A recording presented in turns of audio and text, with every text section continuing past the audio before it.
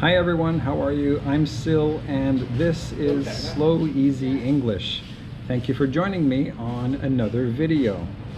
So, not the last video, but the two before the last video, I talked about irony, and I was specifically talking about verbal irony.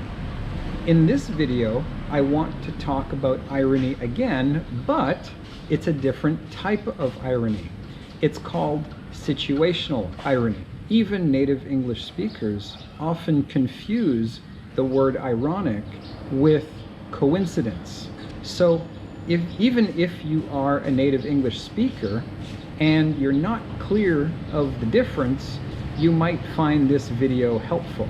So first, let's go over what the word coincidence really means.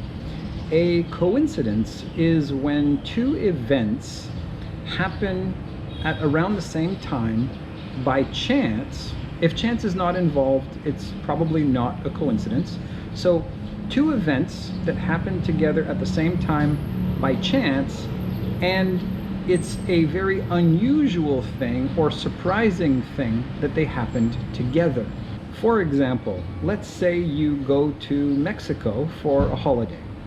And while you're there, you are lounging by the pool, and next to you, you notice that the person looks familiar. And you're like, I feel like I know this person. And then you realize, yeah, I used to go to high school with him.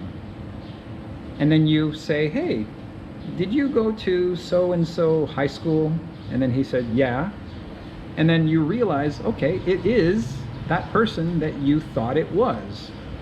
Now, the chances of this happening, you going to Mexico for holiday, provided you don't live there, but you're going there for a holiday. Let's say you live in New York, and you went to high school in New York.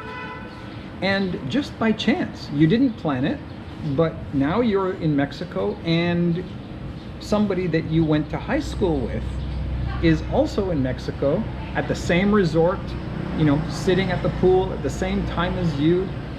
That is a big coincidence. Another example might be, let's say you get a job in sales and vacuum sales. Okay, so now you are a vacuum salesperson. And it's your first day, and you go up to a door and you knock on the door, and the person answers the door, and you say, good day, I am selling vacuum cleaners. Would you be interested in buying a vacuum cleaner? And the person who answered the door says, oh wow, what a coincidence. My vacuum cleaner broke this morning and I thought I should buy a new one. So that's your first day on the job. It's your first house, that you went to, and you knocked on the door. So that's a coincidence. It's not a massive coincidence, but it's a small coincidence that it's your first day, your first sales call, and the customer, their vacuum broke that morning and they needed a new vacuum. So it was a happy coincidence, a lucky coincidence. Now, an ironic situation is a little bit more than just a coincidence. So for something to be ironic, it should be not just surprising, but kind of the opposite of what is expected. And usually there's kind of an amusing or a humorous twist to the coincidence. Okay, so going to Mexico and bumping into your friend from high school, that's a coincidence, but there's nothing ironic about that. Knocking on your first door and selling a vacuum cleaner, that's not ironic, it's just a coincidence. But a good example of something ironic would be, let's say, an Olympic swimmer who died by drowning in calm waters. Okay, So in calm waters, usually people don't drown in calm waters unless, you know, they hit their head or something like that. But normally, most people don't drown in calm, shallow waters. And for an Olympic swimmer to drown in calm waters, I mean, an Olympic swimmer is supposed to be the best swimmer there is.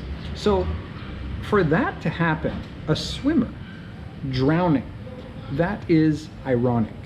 Now, I said that irony, or situational irony, or something that is ironic, usually has a humorous twist to it.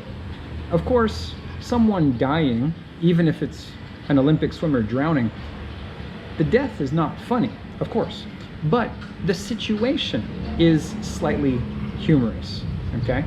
And that's what makes it ironic. Another example might be, say, a fire station catches fire and burns down. Well, it's a fire station. There's firefighters working in the fire station. The last thing you would expect is for a fire station to burn down, right? So that is also a tragic event, but ironic because the twist of that coincidence is kind of humorous. Not the burning down of the fire station, but the twist. So something that is ironic is usually a type of coincidence. It's a coincidence, but it's more than a coincidence usually. Interestingly, and ironically, there's an old song from back in the 80s or 90s by Alanis Morissette. I don't know if you've ever heard of her before, but she has a very famous song called Ironic. That's the name of the song. And in the song, the lyrics describe many situations that are supposed to be ironic. Now, some of them actually are. For example, she talks about an old man winning the lottery and then dying a few days later. Well, that's kind of ironic. You know, he's been waiting all his life to get the prize, and then he gets the prize, but then he dies just a few days later. So it's not a happy irony, but it is irony. But what is really funny about this is that in the song, she describes many examples which are not ironic. For example, she talks about rain on your wedding day. There's nothing ironic about that. People have weddings all the time. It rains all the time. It's not even a coincidence, really. It's not ironic. It's not a coincidence. And she has many situations in the song that are not ironic situations, actually. So a song called Ironic actually describes situations which are not ironic, which is ironic. So these are some pretty good examples of ironic situations.